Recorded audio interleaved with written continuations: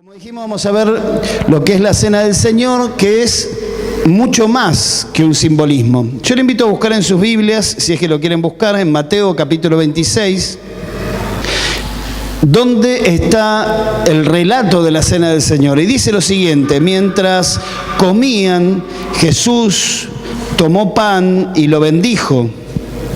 Luego lo partió y se lo dio a sus discípulos diciéndoles: tomen, coman. ¿Por qué? Porque esto es mi cuerpo. Después tomó la copa, dio gracias y se la ofreció diciéndoles: beban de ella todos ustedes. Esto es mi sangre del pacto, que es derramada por muchos para perdón de pecados. Les digo que no beberé de este fruto de la vid desde ahora en adelante hasta el día en que beba con ustedes el vino nuevo en el reino de mi Padre. Y después de cantar los salmos, salieron al monte de los olivos. Interesante el dato ese que da, ¿no? Mateo, porque es el único que lo menciona, que después de cenar cantaron salmos. Algunos dicen que son los salmos Aleluya. Los salmos Aleluya son los salmos del 111 al 118. Después ustedes pueden leerlos para ver qué es lo que cantó Jesús con sus discípulos el día de la última cena. Muy interesante. Ahora, terminamos hace poco de hablar del fundamento de nuestra vida. ¿Se acuerdan? Hebreos 6, del versículo 1 en adelante, donde hablamos del fundamento de nuestra vida, que es nada más ni nada menos que Cristo mismo, ¿sí? Cristo es el fundamento de nuestra vida. Y cuando decimos que Cristo es el fundamento de nuestra vida, estamos diciendo, ¿qué estamos diciendo cuando decimos que Cristo es el fundamento de nuestras vidas? Estamos diciendo que toda nuestra vida está basada en las enseñanzas de Jesús, en sus palabras, en sus mandamientos.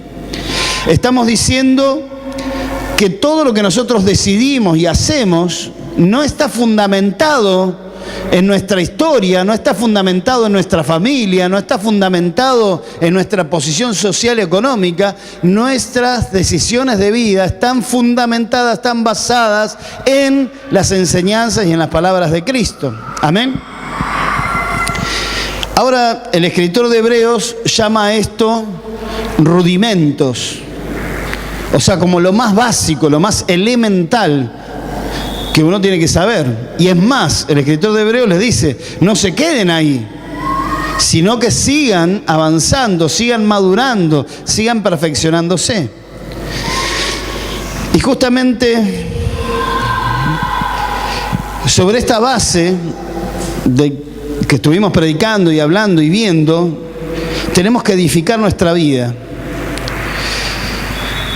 Por supuesto, siguiendo también las enseñanzas de Jesús. Jesús no habló solamente para el fundamento, Jesús habló también para la edificación de nuestra vida, la construcción de nuestra vida, el desarrollo de nuestra vida, la maduración de nuestra vida. No podemos quedarnos con el 2 más 2 es 4 o con el ABC. Tenemos que aprender más, tenemos que conocer más, tenemos que poner en práctica un montón de cosas más. ¿O hay alguien aquí que ya sepa todo lo que Jesús enseña? ¿Hay alguien en este lugar que haya aplicado a su vida todas las enseñanzas de Jesús y le fue bien? ¿Hay alguien así acá? Levante la mano. Que le doy el micrófono y nos cuenta cómo fue. Entonces, si nadie levantó la mano, estamos de acuerdo que todos necesitamos seguir avanzando, ¿no? Necesitamos seguir creciendo, seguir desarrollándonos. Si ustedes, hermanos, vienen al culto y vienen a escucharme a mí, nada más, para pasar un rato el domingo y decir, bueno, cumplí con el Señor, estamos perdidos. Necesitamos aplicar lo que compartimos y la palabra a nuestra vida. Como dije, sobre esta base queremos comenzar a edificar, siguiendo las enseñanzas de Jesús. ¿Cuál es una de las enseñanzas más importantes que Jesús le deja a los discípulos?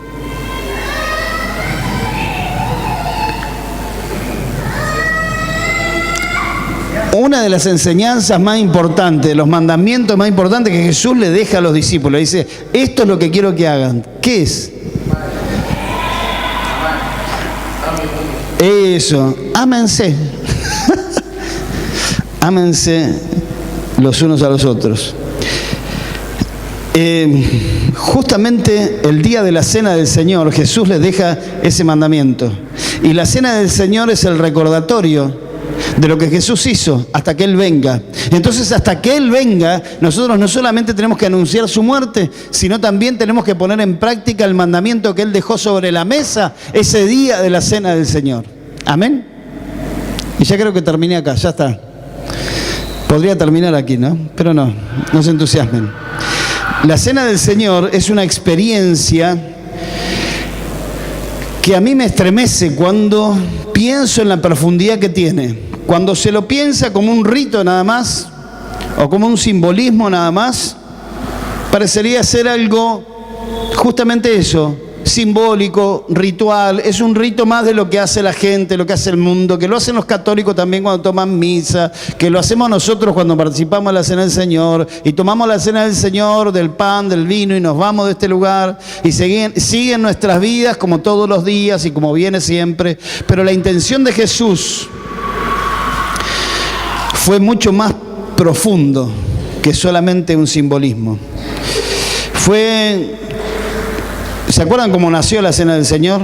Fue durante la celebración de la Pascua. ¿Se acuerdan?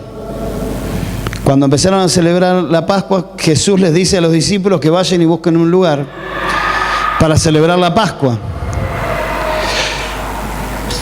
Ahora, esa Pascua, esa celebración antigua de la Pascua, en la tarde de su posterior muerte,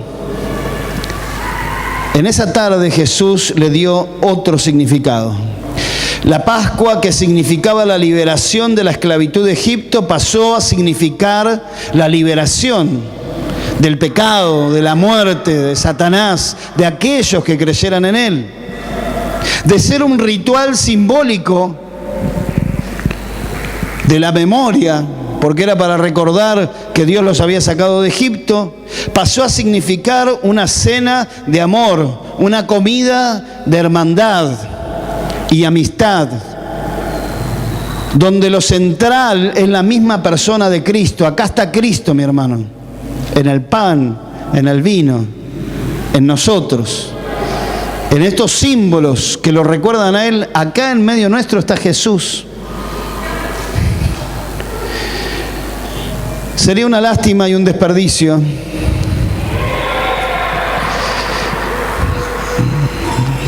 que hoy, para nosotros, no pase de ser un recordatorio y un simbolismo meramente, que no está mal, pero es mucho más que eso. ¿Les gustaría, hermanos, que juntos hoy nosotros profundicemos más allá del simbolismo y del recordatorio? ¿Les gustaría que nos metamos un poco más? La Cena del Señor, si bien es donde recordamos la muerte y la resurrección de Jesús hasta que Él vuelva, mirando al futuro, el Señor ya viene. Es eso. La Cena del Señor nos hace mirar al futuro, esperando su regreso en gloria, donde va a venir a buscar a su iglesia. También la Cena del Señor tiene que ser un testimonio visible del amor de Cristo por su iglesia. Como pusimos en la publicación de la Cena del Señor, la Cena del Señor es un encuentro de amor del novio con la novia. Me cuesta decir una cena romántica porque creo que es mucho más que eso. Pero es un encuentro de amor de Jesús, que es el novio, con la iglesia, que es su novia. Por eso vengo yo, para encontrarme con Él, en su cuerpo, que necesariamente es a través de mis hermanos. Yo, para encontrarme con Jesús, necesito que estén ustedes, porque sin ustedes no es lo mismo. Es más, sin ustedes no es un encuentro del novio con la novia. Como mínimo el Señor dice 2 o 3. ¿Vieron? ¿Por qué? Porque la experiencia espiritual de vivir a Cristo es en comunidad. No lo podés hacer solo.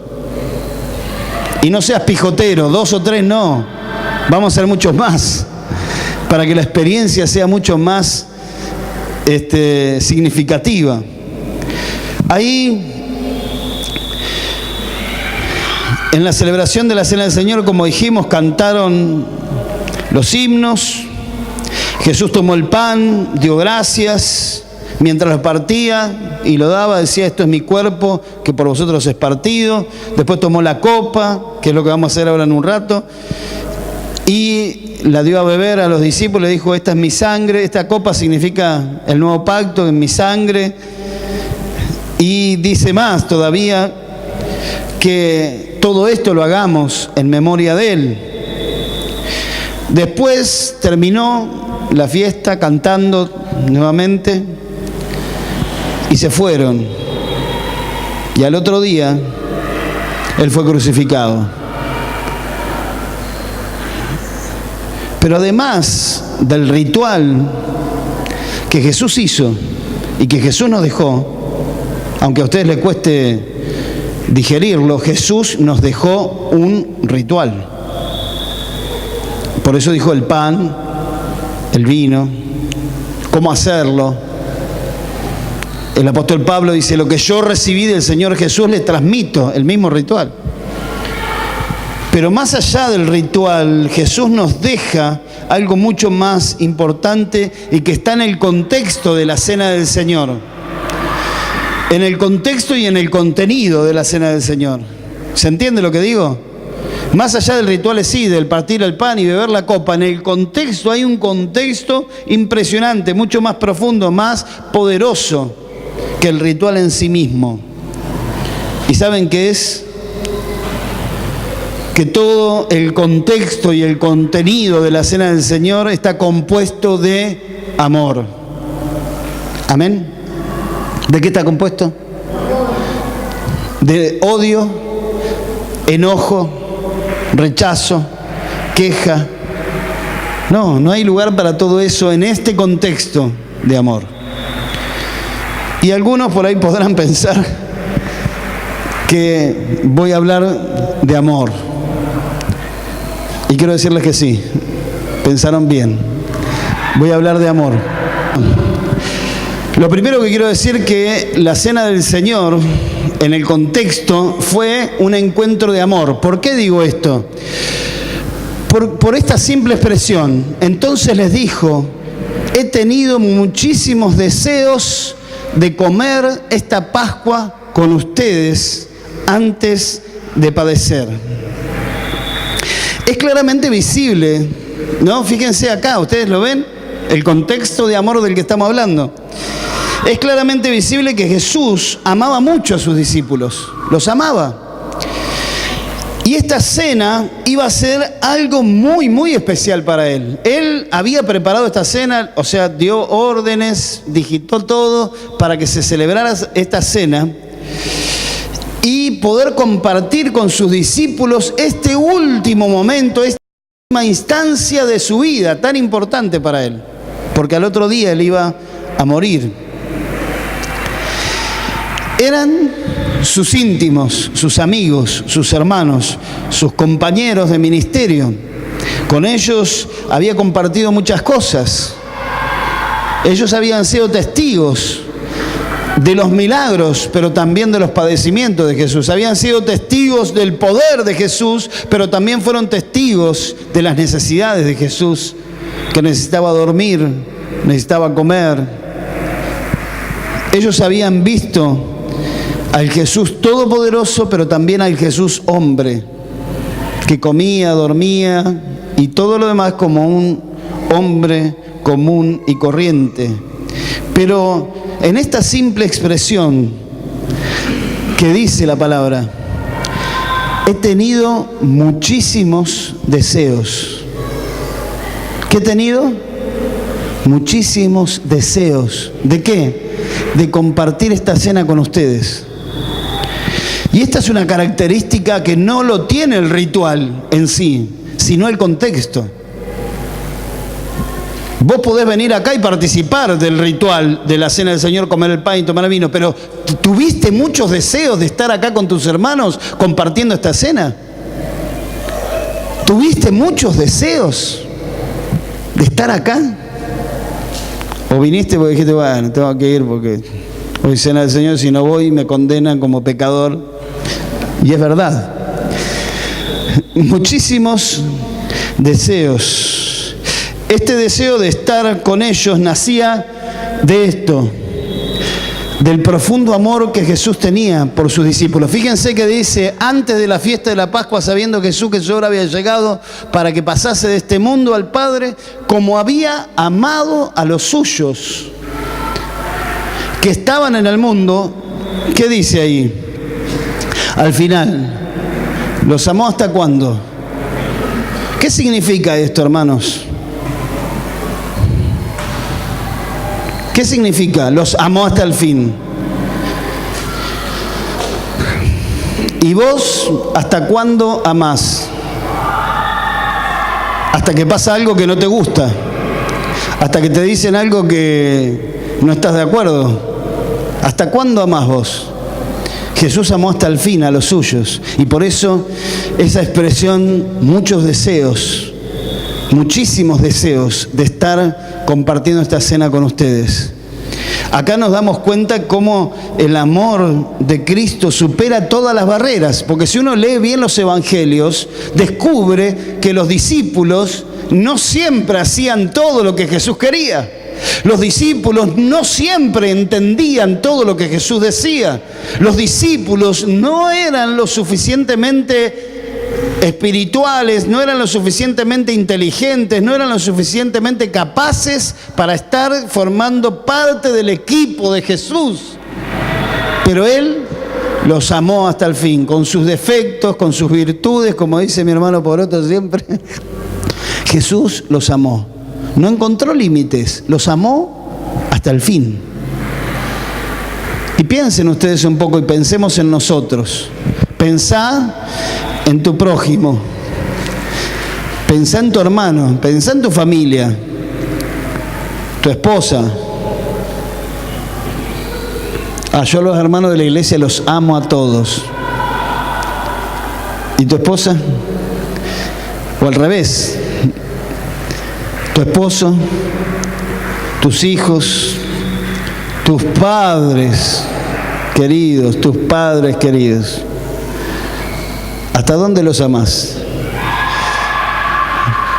Tus hermanos en Cristo. Los amo los domingos, los amo a todos, pero solamente los domingos. Después no los quiero ni ver. No se me acerquen, no me hablen, no me digan para hablar, no me digan para ir a una casa abierta. No me interesa todo eso. A mí me interesa solamente los domingos. Ahí los amo a todos. Hermanos, tenemos un desafío en el nombre de Jesús también de amar hasta el final. Entonces, podemos decir que la cena del Señor es un encuentro de amor, pero también es un ejemplo de amor. ¿Por qué un ejemplo de amor? Este amor sin límites que vimos recién se ve representado en un ejemplo tan sencillo y tan profundo como el que vamos a leer ahora. Yo no sé si allá atrás alcanza a leer. Bueno, adivinen, hermanos. Es Juan 13 del 12 al 15. Le prometemos después vamos a hacer la letra más grande. Dice Juan, capítulo 13, versículo 13: vosotros me llamáis maestro y Señor, y decís bien, porque lo soy, pues si yo, el Señor y el Maestro, he lavado vuestros pies, vosotros también debéis lavaros los pies los unos a los otros. Aquellos que decidimos seguir a Jesús y lo llamamos Señor, tenemos que seguir su ejemplo. Amén. Muchas iglesias y religiones repiten la ceremonia del lavamiento de los pies. No sé si lo han visto. Tanto los evangélicos como los católicos, diferentes religiones lo practican, el lavado de los pies. Y que está bueno. Pero creo que no es tampoco lo que quiso dejar Jesús, no quiso dejar otro rito más. ¿Se entiende? Porque a veces nosotros, los religiosos, nos cargamos de ritos y cumplimos con los ritos sin darnos cuenta del contexto en el cual Jesús dejó expresado lo que hizo. Cuando Jesús dice, vosotros también tenés que lavaros los pies, se está refiriendo a la disposición de servicio, de estar dispuesto a humillarte, a lavar los pies, que era la tarea más indignante de un siervo, de un empleado doméstico de la casa de esa época. Yo lo que creo, mis hermanos, creo esto como todo, lo que Jesús va a enseñar y va a decir, no es solamente la práctica de hacerlo, sino también el espíritu con el cual Jesús lo dijo. Porque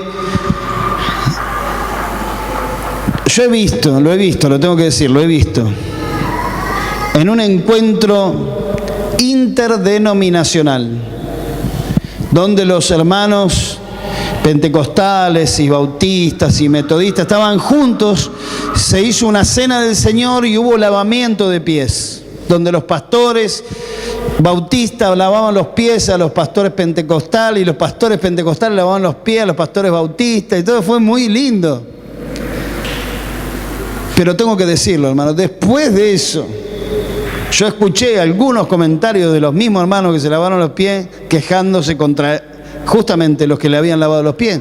Entonces, ¿qué sentido tiene poner en práctica un ritual si no entendemos el espíritu de ese ritual, de lo que realmente Jesús quiere que hagamos? ¿Se entiende? Entonces yo voy a lo profundo, al espíritu, a lo más claro de lo que Jesús quiso dejar. Jesús quiso dejar esta enseñanza caracterizada por esta expresión: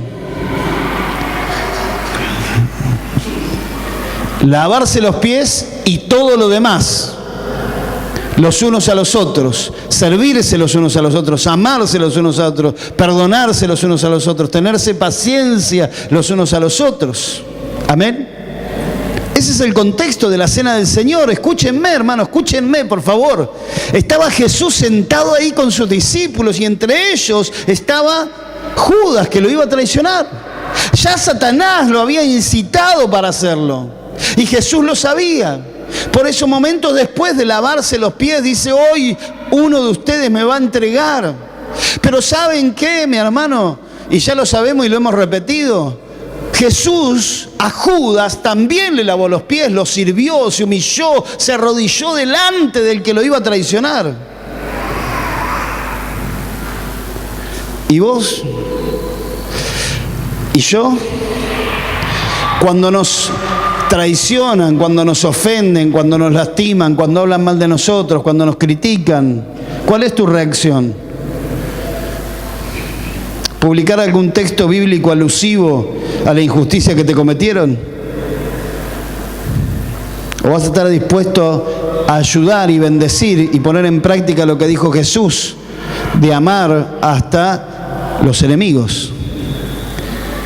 Nos llenamos a veces, hermano, de tanta queja, nos llenamos de tanto reclamo, nos llenamos de tanta justicia propia. Y Jesús, ¿qué nos dice? Si ustedes me llaman Señor, hermanos, escúchenlo a Jesús decirlo: si ustedes me llaman Señor, hagan lo mismo que yo hice y estén dispuestos a lavar los pies,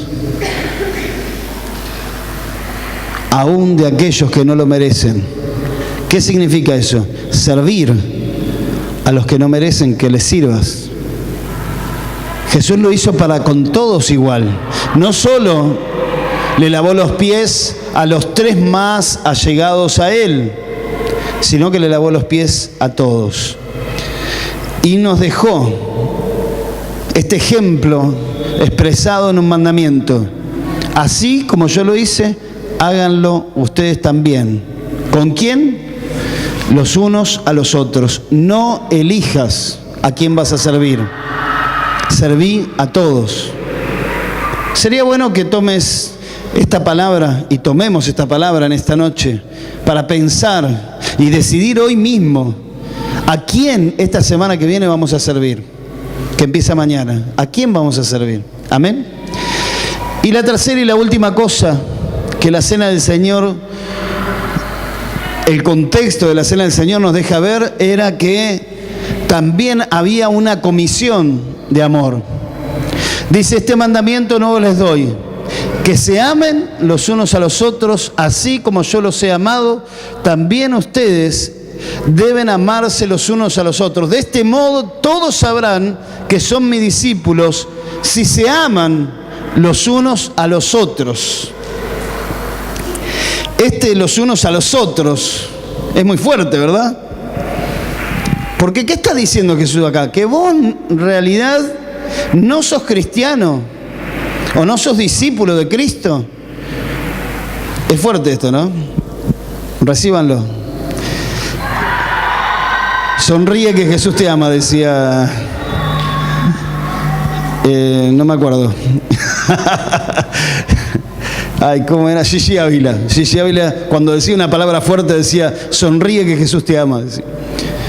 Y esta palabra es fuerte porque no sos cristiano, sino tener la experiencia de los unos a los otros.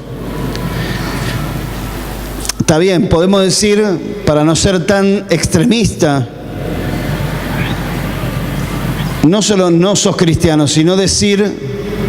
No soy un cristiano completo. Porque si yo recibí a Cristo en mi corazón, yo me congrego, yo leo la Biblia, yo diezmo y ofrendo, yo voy todos los domingos religiosamente a la iglesia, yo voy a las casas abiertas, pero si vos no tenés la experiencia de amar, de servir los unos a los otros, te falta el 95% de la vida cristiana.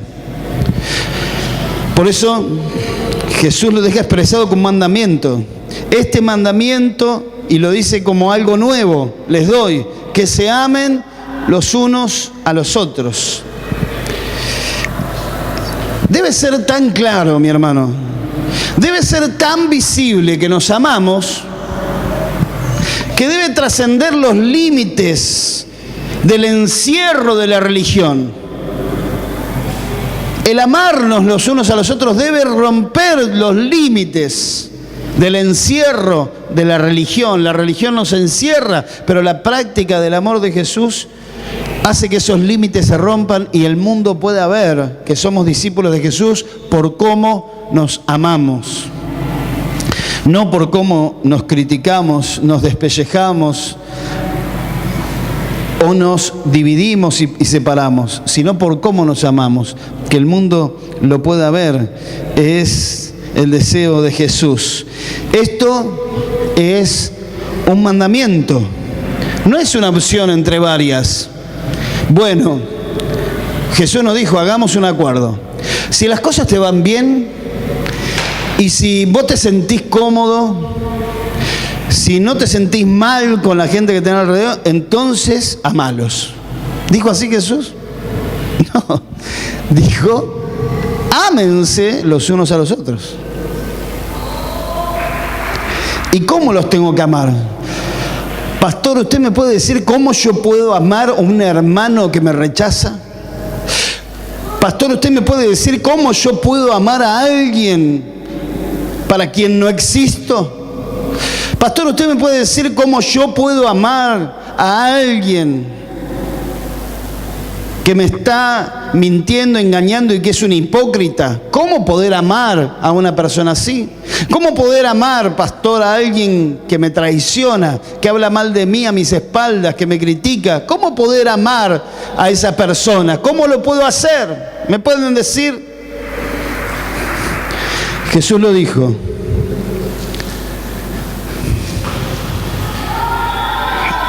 Así como yo los he amado. Ámense los unos a los otros. Este amor no es posible si Cristo no está. Amén. Seguramente, estoy seguro, estoy convencido de que vos tenés amor por los hermanos, por lo menos por algunos. Pero el desafío en esta noche es amarnos más, a crecer en este amor. Dijimos que estamos sobre el fundamento de la práctica de las enseñanzas rudimentarias y esenciales que dejó Jesús construyendo. no podemos construir si no está este contexto y este contenido de amor que estaba en la mesa del Señor en la última cena. Jesús en esa última cena no solamente dejó instituida la cena en el pan y en el vino, sino en su mandamiento de amarnos los unos a los otros, de servirnos los unos a los otros, como Él lo hizo. En un momento de la cena, Jesús se levanta y se ciñó una toalla, se puso un toallón en la cintura, como lo hacen algunos de ustedes cuando se van a bañar. Él se lo puso en la cintura, se agachó, agarró una palangana y lavó los pies de sus discípulos. Cuando se sienta a la mesa dice, ¿saben lo que les hice? Y ahí viene la enseñanza y la disposición a dar de nosotros para ayudar a los demás, para bendecir a los demás, para servir a los demás. Y esto no es responsabilidad de un grupo maduro de la iglesia, ni de un grupo de líderes, ni siquiera es responsabilidad solamente de los pastores, sino es responsabilidad de todos y cada uno de nosotros. No importa cuán maduro seas, no importa cuánto conocimiento bíblico tengas, no importa cuán bien o mal estés espiritualmente, a Jesús no le interesa eso, al diablo tampoco le interesa cuán bien o cuán mal estás, él te quiere destruir. A Jesús no le interesa cuán bien o cuán mal estás, él quiere edificarte, él quiere bendecirte, él quiere construirte. Si estás mal, Jesús te sana, te libera, te restaura. No hay excusa para esto. Amén. Solamente entregarse a querer esto. ¿Y cuál es el fin de todo esto? Todos sabrán. Hermanos, miren, les digo la verdad. Y se lo dije a varios hermanos en diferentes reuniones. Alquilamos una casa en 197 y 63 con un proyecto, le pusimos Casa Sion. Queremos insertarnos en la comunidad, queremos alcanzar a las personas para Cristo, queremos estar presentes en la sociedad donde está la gente, donde está la necesidad. Pero todo esto que hacemos es peligroso. ¿Por qué? Porque nosotros podemos caer en el error de pensar que por hacer algo o contribuir con algo a todo esto que estamos haciendo la misión que Dios nos mandó a hacer. Nos ocupamos en reuniones, en planificaciones, ocupamos nuestro tiempo, nuestro esfuerzo. Está bien, no digo que está mal, pero es peligroso. ¿Por qué? Porque algunos de nosotros podemos pensar que por hacer eso ya estamos cumpliendo. Y no hemos cumplido nuestro cometido ni nuestra misión hasta que no hagamos un discípulo para Jesucristo. En el contexto de amor que nosotros tenemos como cristianos, se tiene que dar todos sabrán. Si no estamos ahí donde están todos, si no afectamos con nuestra relación de amor entre nosotros a los demás, estamos perdiendo el rumbo. Y todo lo que hacemos no tiene sentido. Hagamos lo que querramos. Evangelicemos de las maneras que evangelicemos. Alquilemos una casa, evangelicemos ahí en 197 y 63, con las bandas, con lo que quieran. Pero nada de todo eso sirve si no hacemos por lo menos un discípulo para Jesucristo. Si no ganamos a alguien para Cristo. El contexto de la cena del Señor tenía esta comisión, este mandamiento de amor con el fin de que todos sepan. Entonces, mi hermano, para terminar la aplicación, cada vez que hay cena del Señor, no faltes. Cada vez que nos reunimos. ¿Por qué? Porque cada vez que hay cena del Señor tenemos un encuentro de amor, un ejemplo de amor a seguir, una comisión de amor que llevar adelante. Hermanos, Jesús sigue orando. Yo en ellos.